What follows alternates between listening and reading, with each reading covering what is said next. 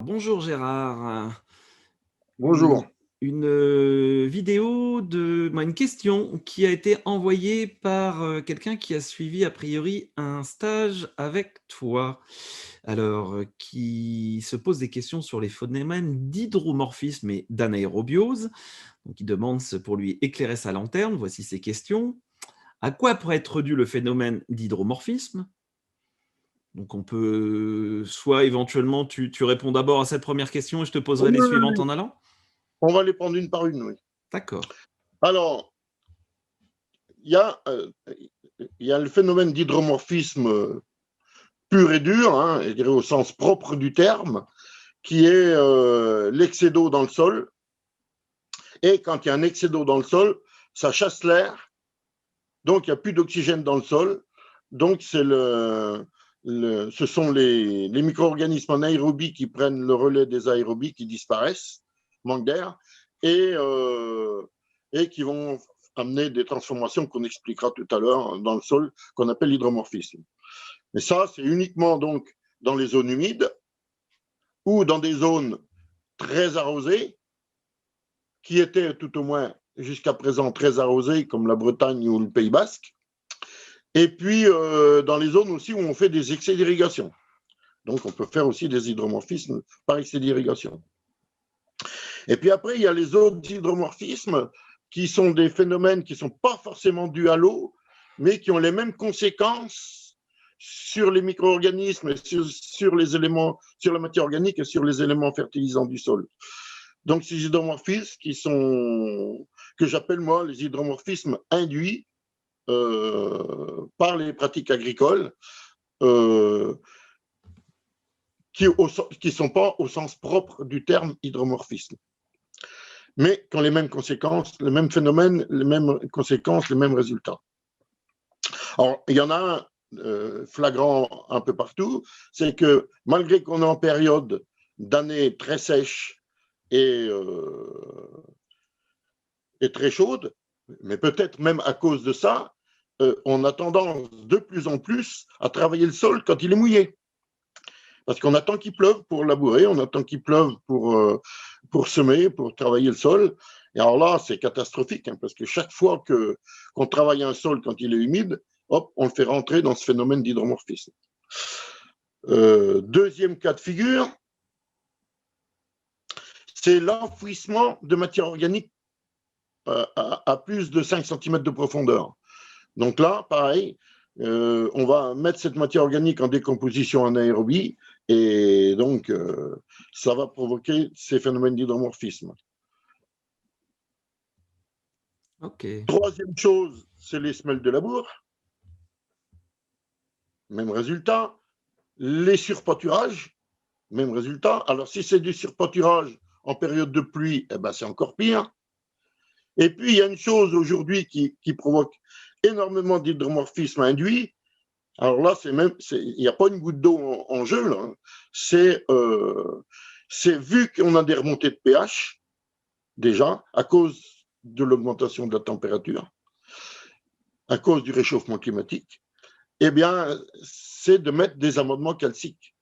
Parce que vous mettez un amendement calcique sur un sol que le pH est en train de monter, là, immédiatement, il va devenir soluble et tout amendement calcique soluble tue la vie microbienne, totalement la vie microbienne aérobie du sol. Et notamment, il sera de plus en plus soluble par rapport à et bactéricide, par rapport à la finesse de mouture. Donc, le plus votre finesse de mouture est fine, le plus votre amendement calcique fait de dégâts dans votre sol. Donc déjà, il faut être aujourd'hui très sûr de soi qu'il y ait vraiment besoin d'un amendement calcique sur votre sol. Et ce n'est pas une question de pH. Hein. Ça, c'est une autre question que j'ai eue aussi. Ça. C'est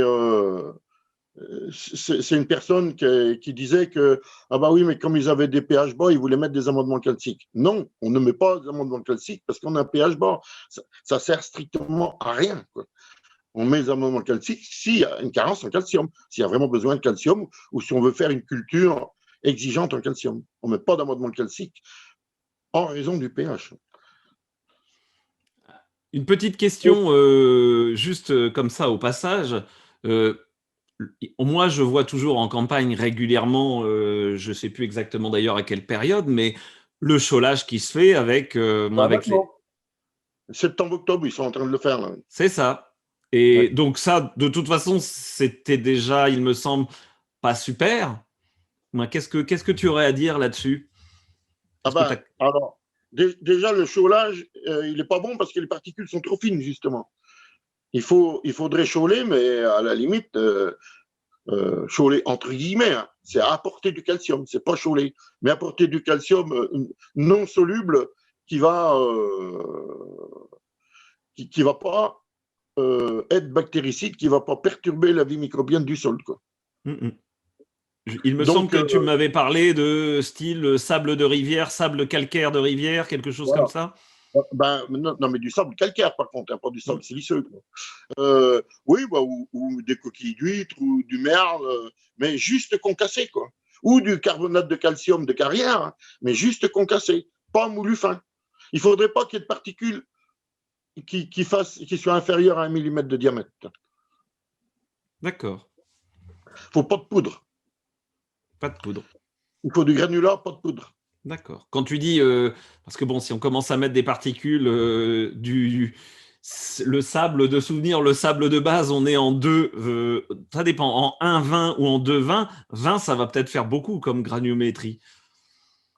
Non, non, non, non, non, non. Même du gravillon, c'est bon, quoi. Parce que à ce moment-là, ça ne sera pas bactéricide et au contraire, c'est les micro-organismes du sol qui vont solubiliser ce calcaire et les bactéries déconstructrices vont solubiliser ce calcaire et le rendre disponible aux plantes via les champignons et tout va bien se passer. Il y aura juste ce qu'il faut qui va se solubiliser et qui va être fourni aux plantes. Et même, c'est un sacré avantage économique aussi parce que que les plantes n'ont pas besoin, c'est pas lessivé comme ça. C'est pas lessivable si c'est non soluble. Donc, ça reste dans le sol pour l'année suivante. Donc, économiquement, même, c'est intéressant. Et Ok, alors, biologiquement, encore plus. d'accord. Tu voyais d'autres Oui, alors, donc, il faut quand d'autres même choses. définir qu'est-ce qui se passe dans le sol quand on parle d'hydromorphisme. Alors, quand on parle d'hydromorphisme, c'est tout simplement que la vie microbienne aérobie disparaît et c'est anaérobies qui prennent le relais. C'est-à-dire qu'on passe ce qu'on appelle en réduction. Alors, cette réduction, elle a plusieurs conséquences. Donc, tous les micro-organismes de la planète Terre ont besoin d'oxygène dans leur métabolisme. Les micro-organismes aérobies prennent leur oxygène dans l'air. Mais les micro-organismes anaérobies sont tués par l'oxygène de l'air. Donc, elles ne peuvent pas prendre l'oxygène dans l'air. Donc, elles vont aller chercher l'oxygène ailleurs. Et notamment, elles vont aller chercher l'oxygène sur l'azote, NO3, et elles vont piquer des atomes d'oxygène sur NO3, donc rétrograder l'azote en NO2, voire en NO, monoxyde d'azote, qui se dégage dans l'atmosphère sous forme gazeuse et qui fait aussi des gaz à effet de serre. C'est le gros problème des véhicules diesel, c'est le monoxyde d'azote. Et il y a une étude anglaise sortie il y a déjà plusieurs années où ils avaient mesuré ce qui tombait en Angleterre. Et en Angleterre, il tombe jusqu'à 120 kg d'azote pur par hectare et par an sous forme de monoxyde d'azote, recombiné avec la pluie, bien sûr. Donc, on voit que ça, c'est un phénomène grave aussi. Et c'est de la perte économique aussi. Et puis, encore plus grave, c'est que lorsque les micro-organismes anaérobies estiment qu'ils n'ont pas assez d'azote pour aller chercher des atomes d'oxygène, ils vont chercher des atomes d'oxygène sur l'argile, qui est un silicate d'alumine hydraté. C'est une molécule qui contient de la silice, de l'aluminium, de l'hydrogène et de l'oxygène. Et quand on enlève un atome d'oxygène sur une molécule d'argile, tous les autres atomes partent vivre leur vie chacun de leur côté. Et notamment l'aluminium qui se dégage avec ses trois électrons sur la couche externe, Al3+, et là, elle va faire des dégâts, quoi. Elle va faire des dégâts dans le sol en empêchant la communication, la porosité du sol. C'est-à-dire quand il pleut, ben, l'eau ne pénètre plus, va plus alimenter les nappes phréatiques et le ruisselle. Et en ruisselant, elle emmène tous les éléments fertilisants. Et puis quand il fait sec, eh ben, l'eau de la nappe phréatique ne peut plus remonter alimenter le sol et les bloquer. Et puis ça bloque aussi ben, le phosphore de la roche-mère, qui ne peut plus remonter alimenter le sol via les champignons. C'est ce qu'on appelle les blocages du phosphore d'ailleurs en agronomie. Et puis la potasse, de la même manière. Donc on voit que ces hydromorphismes ont des conséquences graves par leur production d'aluminium aussi. Alors, les racines ne peuvent plus pénétrer non plus, elles sont courbées. D'ailleurs, il n'y a même pas besoin d'être botaniste pour voir les plantes bioindicatrices de la couche d'aluminium. Il suffit d'arracher une plante et de regarder si la racine est droite ou courbée. Si elle est droite, tout va bien. Si elle est courbée, ben, c'est qu'il y a de l'aluminium qui l'empêchait de descendre. C'est aussi simple que ça, quoi. Donc, puis l'aluminium dans le sol, elle est aussi allélopathique et nanifiante. Donc, même si vous avez un sol qui est très, très, très fertile en bio, vous pouvez faire 60 quintaux de rendement en blé. Si vous avez quelques grammes d'aluminium par hectare, vous n'allez plus que faire 30 quintaux ou 15 quintaux. Hein. Donc, et c'est pas le manque de compost, c'est pas le manque d'azote, c'est pas le manque des éléments fertilisants qui va réduire votre rendement, c'est la présence d'aluminium. Il ne faut jamais, quand on a des problèmes de fertilité, il ne faut pas réfléchir sur qu'est-ce qui manque. Il faut aussi réfléchir des fois qu'est-ce qu'il y a en trop.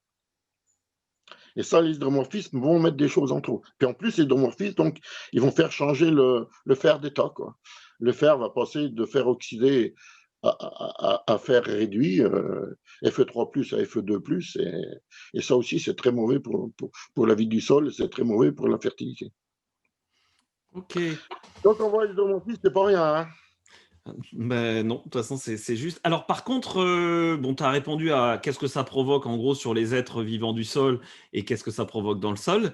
La personne posait aussi une question sur qu'est-ce que ça provoque. Alors, moi, je dirais, avant, il posait la question de qu'est-ce que ça provoque sur l'homme, mais qu'est-ce que provoque en fait cette anaérobiose au sens. En même temps, sa question, tu as en partie répondu. Donc, on pourrait dire qu'est-ce que ça provoque sur l'homme, à ton sens?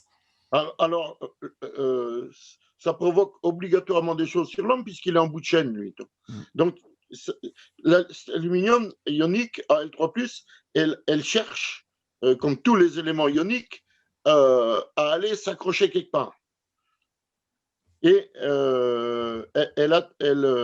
elle préfère principalement les tanins durs ou les lipides, ou les graisses.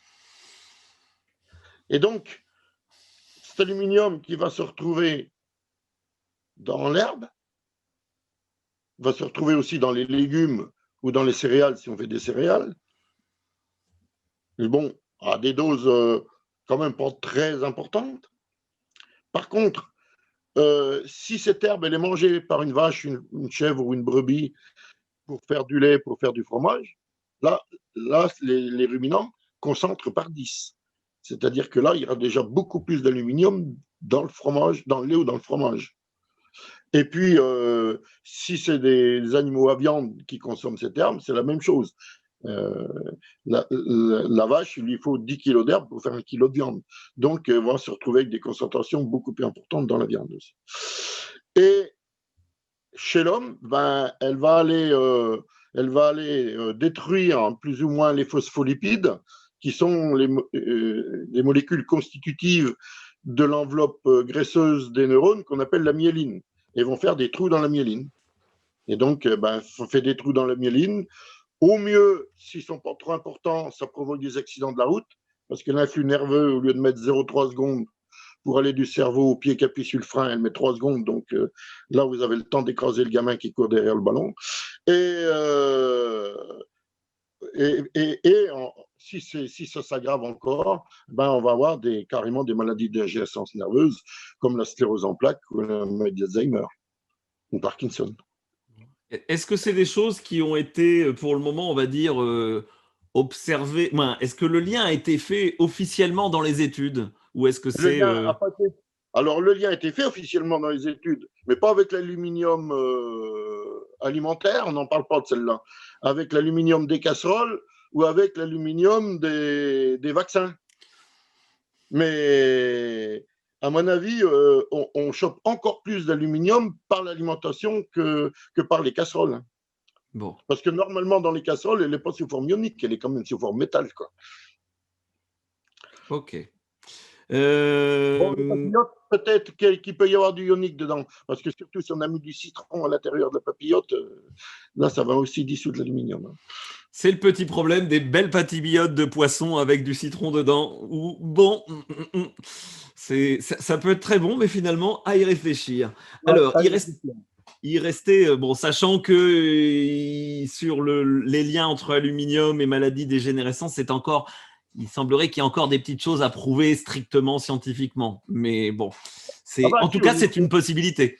Au niveau des deux formes d'aluminium autres qu'alimentaires, si, là, il y a des liens qui ont été faits.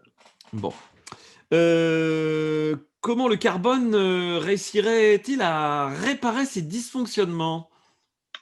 Eh bien, alors, ça, c'est aussi ce qu'on appelle la loi des duels de tonneaux, quoi. C'est que si on a une carence en carbone, ça crée des excédents d'azote, et c'est aussi ça qui provoque les hydromorphismes. Donc, si on remonte le taux de carbone, eh ben, on va, même sans réduire le taux réel d'azote dans le sol, on va réduire les problèmes dus au taux d'azote beaucoup plus haut que le taux de carbone. Ça, c'est ce qu'on appelle le C sur N en agriculture, le rapport carbone sur azote. Vous prenez 1 kilo de matière organique ou de sol, vous analysez le nombre de grammes de carbone, le nombre de grammes d'azote, et vous faites la division, vous divisez le carbone par l'azote et vous obtenez un chiffre qui doit normalement être entre 20 et 30 pour que votre sol soit en bonne santé et fertile. Okay. Alors, dans ces sols qui perdent leur carbone du fait du réchauffement climatique ou du fait qu'on les a maltraités ou du fait qu'on a mis de la mauvaise matière organique, notamment les lisiers ou les digestats de méthaniseurs, là, on va faire baisser sérieusement le taux de carbone. Donc, à ce moment-là, le taux de carbone va être en dessous de 20, voire en dessous de 10. Et bon, jusqu'à ce qu'il ait entre 10 et 20, il n'y a encore pas le feu au lac, quoi. Mais en dessous de 10, ça devient très grave, quoi. C'est là qu'on a les plus gros hydromorphismes. Donc, la solution, c'est de ramener du carbone dans le sol, c'est-à-dire de ramener une matière organique qui a un C sur N au moins de 30, voire supérieur à 30. Alors, le carbone, il a un autre avantage aussi. C'est un élément chélateur qu'on appelle ça. C'est-à-dire qu'il emprisonne certaines molécules ou certains éléments du tableau de Mendeleïev. Donc, il peut aussi justement aller chélater l'aluminium et nettoyer votre sol de l'aluminium en la chélatant. Et puis, il peut aussi chélater en passant des pesticides ou des choses comme ça qui seraient dans votre sol. Donc, le carbone a une double action, il a même une triple action. Donc, il est chélateur, il va rééquilibrer l'azote et faire qu'il n'y aura plus d'excédent d'azote. Et il va aussi stocker de l'eau. Parce que 1 kilo de matière organique carbonée stocke 10 kilos d'eau. Donc, si vous mettez 50 tonnes de matière organique carbonée à l'hectare, vous fixez 500 tonnes d'eau. Ça fait déjà un bel arrosage, quoi. Et quand je vous ai dit tout à l'heure que l'évaporation d'1 gramme d'eau produit 1 frigocalorie, c'est aussi un moyen d'empêcher le sol de monter en température, mettre du carbone dans le sol. Alors, dans ces cas-là, tu vois quelle version du carbone idéal? Comment que c'est-il qu'on fait de manière très, très concrète? Des versions de carbone, il y en a plein. Il y a déjà laissé les engrais verts suffisamment longtemps pour qu'ils aient fabriqué du carbone, parce qu'une plante, jusqu'à ce qu'elle est jeune à ras du sol, Il n'y a pas besoin de carbone, parce que le carbone, c'est l'élément rigidifiant. Et c'est pour ça aussi que c'est important dans les sols, parce que le carbone va donner de la structure au sol, va permettre à l'oxygène de rentrer à nouveau et au ver de terre de pouvoir travailler, quoi. Donc, la plante, jusqu'à ce qu'elle est au niveau du sol, comme votre pelouse, bah, elle n'a pas besoin de fabriquer de la matière organique carbonée, puisqu'elle n'a pas, à se mettre debout. Par contre, lorsqu'elle veut monter en fleurs, eh ben, pour faire sa tige florale, elle est obligée de faire de la matière organique carbonée pour rigidifier cette tige, pour qu'elle se tienne debout. Donc, nos engrais verts, le plus on les laisse longtemps, voire jusqu'à la fleur, voire même jusqu'à la maturité des graines, là, on aura beaucoup plus de carbone de fabriqué dans le sol par notre engrais vert. Et puis l'autre point important pour fournir de carbone au sol, eh ben, c'est d'avoir des arbres, quoi. C'est d'avoir des aliments d'arbres. Des haies, il faudrait une haie tous les 50 mètres, quoi. Et puis autrement, ben, on peut mettre de la paille, on peut mettre du foin, on peut mettre. Et, enfin, le foin est moins carboné que la paille est plus carbonée que le foin. Mais le bois est plus carboné que la paille encore. Et puis les bois durs sont encore plus carbonés que les bois tendres. Donc là, on va avoir toute une progression dans les C sur N. Hein. La paille, le foin, il a un C sur N entre 30 et 70. La paille, elle a un C sur N qui est au moins de 70. Et puis, la sûre de bois, du BRF, il va avoir entre 70 et 200. De la sûre de bois tendre va faire environ 200 de C sur N. Et puis, ça peut même aller dans les bois durs comme le chêne ou le châtaignier ou le robinier, jusqu'à 400, 500, 600, 700 de C sur N. Donc là, on a vite fait de rapporter des tonnages de carbone. Hein. Ok. Tu évoquais le côté, finalement, allez, que finalement, on aurait presque des hydromorphismes aussi à l'intérieur du corps. Ben, quand tu parlais de libération, c'est moi qui fais un raccourci, hein, mais tu parlais de libération, entre autres, d'aluminium. Euh, comme on peut dire, dans un sol, on ramène du carbone, est-ce qu'on pourrait avoir une logique un peu similaire en disant, et dans le corps, qu'est-ce qu'on pourrait ramener pour permettre de piéger éventuellement ces produits toxiques comme l'aluminium ou comme certaines formes du fer.